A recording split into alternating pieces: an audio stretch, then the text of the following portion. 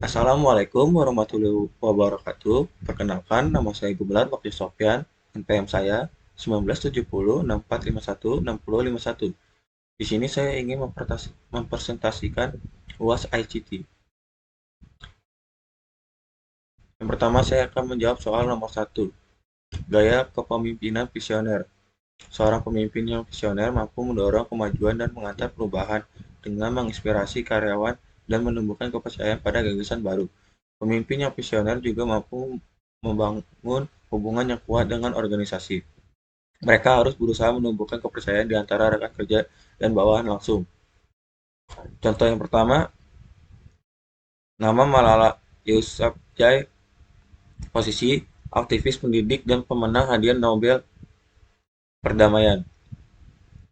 Deskripsinya, Malala Yousafzai adalah seorang aktivis perempuan Pakistan yang telah berusaha keras untuk mendorong perempuan dan anak-anak di seluruh dunia untuk mendapatkan pendidikan. Dia telah menjadi suara bagi jutaan orang yang berjuang untuk mendapatkan pendidikan, meskipun dia telah menghadapi ancaman kekerasan dan perjuangan pribadi. Selanjutnya ada gaya kepemimpinan demokratis. Pendekatan kepemimpinan di mana seorang pemimpin melibatkan anggota tim atau bawahannya dalam proses pengambilan keputusan dan memberikan kesempatan bagi mereka untuk berkontribusi dalam merencanakan dan mengelola pekerjaan.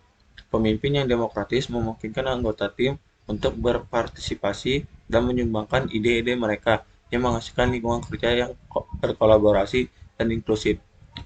Contohnya, nama Maria, posisi Kepala Departemen di Lembaga Pendidikan. Deskripsinya, Maria membangun lingkungan belajar yang inklusif dengan menggunakan gaya kepemimpinan demokratis. Dia melibatkan guru dan dalam proses pengambilan keputusan tentang kurikulum, teknik pengajaran, dan kegiatan ekstrakurikuler. Maria mendorong kerjasama di antara karyawan dan memberi guru kesempatan untuk menyampaikan ide-ide inovatif untuk menyusun program pendidikan. Selanjutnya, gaya kepemimpinan pelatihan. Seorang pemimpin harus dapat dengan cepat mengidentifikasikan kekuatan dan kelemahan tim dan memotivasi rekan-rekannya untuk membantu satu sama lain agar berkembang. Tipe pemimpin ini sering membantu anggota tim menetapkan tujuan yang cerdas dan kemudian memberikan kritik yang mendorong pertumbuhan. Mereka juga harus mampu membuat lingkungan kerja menjadi positif dan memotivasi. Contohnya, nama Sarah, posisi manajemen pelatihan dan pengembangan. Deskripsinya, Sarah bertanggung jawab atas pelatihan di perusahaan teknologi terkemuka. Mereka bertanggung jawab untuk merencanakan, mengorganisir, dan menyediakan program pelatihan untuk karyawan baru yang sudah ada. Dia bertanggung jawab untuk memastikan bahwa karyawan memiliki keterampilan dan pengetahuan yang diperlukan untuk berhasil di tempat kerja mereka. Lanjut ke soal nomor 2. Beberapa faktor utama keberhasilan dalam memimpin suatu organisasi meliputi yang pertama, visi dan tujuan yang jelas. Visi yang kuat dan tujuan yang jelas akan memberikan arahan yang jelas bagi seluruh organisasi. Visi yang inspiratif akan mendorong anggota tim untuk bekerja dengan penuh semangat. Selanjutnya, kepemimpinan yang efektif. Keberhasilan organisasi bergantung pada pemimpin yang efektif. Seorang pemimpin harus memberikan arahan yang tepat, mengkomunikasikan tujuan dengan jelas, dan dan menginspirasi dan memotivasi anggota tim. Yang ketiga, komunikasi yang efektif. Komunikasi yang baik adalah penting untuk membangun kepercayaan dan memastikan anggota tim menerima arahan dan instruksi dengan tepat. Komunikasi dua arah juga penting untuk mendengarkan masukan dan umpan balik dari bawahan. Tim yang berkompeten. Membangun tim yang terdiri dari orang-orang yang berkompeten dan berpengalaman sangat penting. Anggota tim yang memiliki pengetahuan dan keterampilan yang sesuai dengan pekerjaan mereka akan membantu meningkatkan produktivitas dan kualitas kerja. Budaya organisasi yang positif. Budaya yang mendorong kerja sama, inovasi, dan kejujuran akan menciptakan lingkungan kerja yang sehat dan produktif. Budaya ini terdiri dari norma, nilai, dan etika yang mengatur cara organisasi beroperasi. Selanjutnya, kita lanjut ke jawaban nomor 3. Pemimpin harus mempertimbangkan banyak hal sebelum membuat keputusan dan tindakan yang tepat. Beberapa hal yang penting yang harus dipertimbangkan oleh seseorang pemimpin meliputi yang pertama, visi dan tujuan organisasi. Saat membuat keputusan dan mengambil tindakan, para pemimpin harus selalu mempertimbangkan visi dan tujuan organisasi. Tujuan jangka panjang dan tujuan strategis organisasi harus sejalan dengan keputusan mereka. Selanjutnya, informasi dan data. Pemimpin harus mengumpulkan dan menganalisis informasi yang cukup sebelum membuat keputusan. Selanjutnya, konsekuensi dan dampak. Pemimpin harus mempertimbangkan bagaimana keputusan dan tindakan mereka berdampak pada tim, organisasi, pelanggan, dan masyarakat secara keseluruhan. Selanjutnya, efektivitas dan efisiensi. Keputusan harus menghasilkan organisasi yang efektif dan mencapai hasil yang diinginkan sambil mempertimbangkan penggunaan sumber daya yang efisien. Selanjutnya, keadilan dan etika. Untuk mempertahankan kepercayaan dan integritas, pemimpin harus memastikan bahwa keputusan dan tindakan mereka adil dan sesuai dengan prinsip-prinsip etika. Lanjut ke soal nomor 4, seorang pemimpin harus mempertimbangkan hal-hal berikut saat membuat keputusan dan bertindak. Contohnya, seorang CEO harus mempertimbangkan apakah akuisisi perusahaan lain sesuai dengan visi jangka panjang perusahaan dan akan membantu mencapai tujuan strategis yang telah ditetapkan.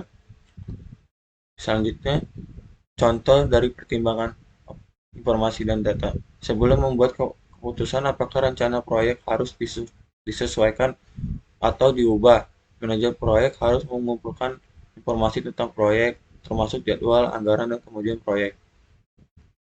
Selanjutnya, contoh dari pertimbangan dampak dan efek. Seorang kepala departemen harus mempertimbangkan bagaimana layanan yang diberikan departemen dapat dipengaruhi oleh pengurangan biaya dan bagaimana kepuasan pelanggan akan terpengaruh. Selanjutnya, contoh dari efektivitas dan efisiensi.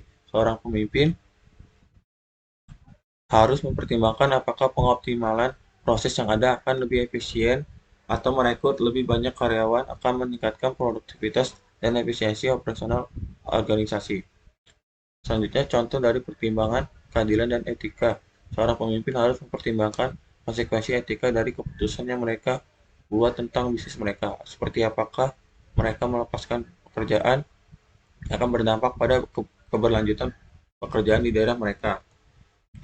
Lanjut ke soal nomor 5, berikut ini adalah beberapa alasan mengapa pemimpin harus memiliki urgensi dalam merumuskan visi dan misi untuk memimpin suatu organisasi.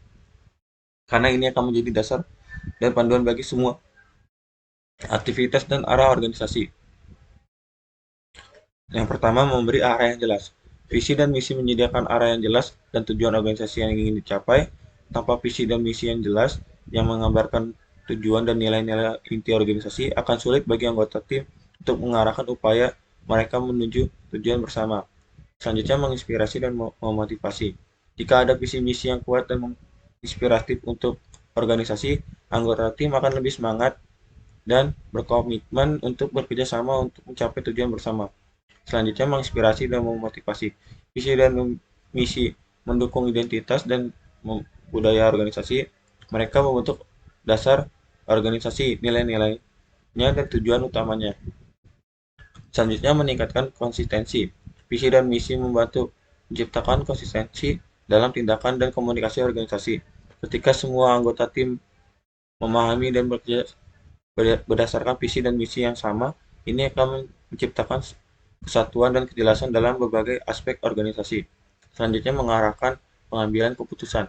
Visi dan misi membantu pemimpin dan anggota tim dalam membuat keputusan yang sesuai dengan tujuan jangka panjang organisasi. Lanjut ke soal nomor 6, pemimpin harus menggunakan pendekatan dan strategis yang berguna untuk membuat visi dan misi organisasi menjadi keyakinan bersama. Berikut adalah beberapa cara pemimpin dapat melakukannya. Yang pertama, komunikasi yang efektif. Pemimpin harus sering berbicara tentang tujuan dan visi organisasi secara terbuka dan jelas. Berulang kali berbicara tentang hal ini akan memperkuat pesan dan memastikan bahwa anggota tim sepenuhnya memahami dan menginternalisasi tujuan organisasi. Selanjutnya, komunikasi dua arah. Pemimpin harus mendengarkan dengan cermat anggota tim selain berbicara. Mendengarkan pendapat mereka akan membantu meningkatkan rasa kepemilikan dan keterlibatan dalam tujuan visi dan misi organisasi. Menggali nilai pribadi dan motivasi. Pemimpin harus mengetahui motivasi dan nilai-nilai pribadi setiap anggota tim. Menghubungkan visi dan misi organisasi dengan nilai-nilai pribadi anggota tim akan membantu mereka merasa lebih dekat dan bermakna dengan tujuan organisasi. Melibatkan anggota tim Melibatkan anggota tim dalam proses pengambilan keputusan akan memberikan rasa kepemilikan dan tanggung jawab atas tujuan organisasi. Jawaban soal nomor 7. Untuk mewujudkan visi dan misi organisasi, pemimpin harus mengambil tindakan yang nyata dan efektif. Berikut adalah cara pemimpin dapat melakukannya. Yang pertama, secara terbuka dan jelas komunikasi. Pemimpin harus secara terbuka dan jelas mengkomunikasikan visi dan misi kepada seluruh tim dan semua pihak yang terkait. Pastikan setiap anggota staf memahami nilai-nilai dasar organisasi dan tujuan yang ingin dicapai.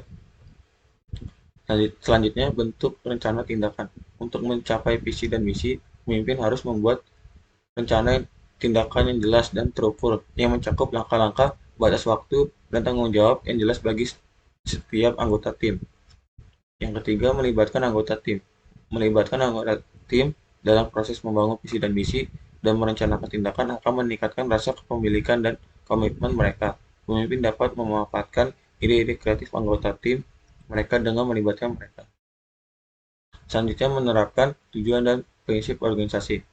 Pemimpin harus menunjukkan contoh dengan menerapkan tujuan dan prinsip organisasi dalam tindakan sehari-hari, membuktikan bahwa mereka berkomitmen terhadap visi dan misi, akan mendorong anggota tim untuk mengikuti jejak dan berpartisipasi lebih aktif.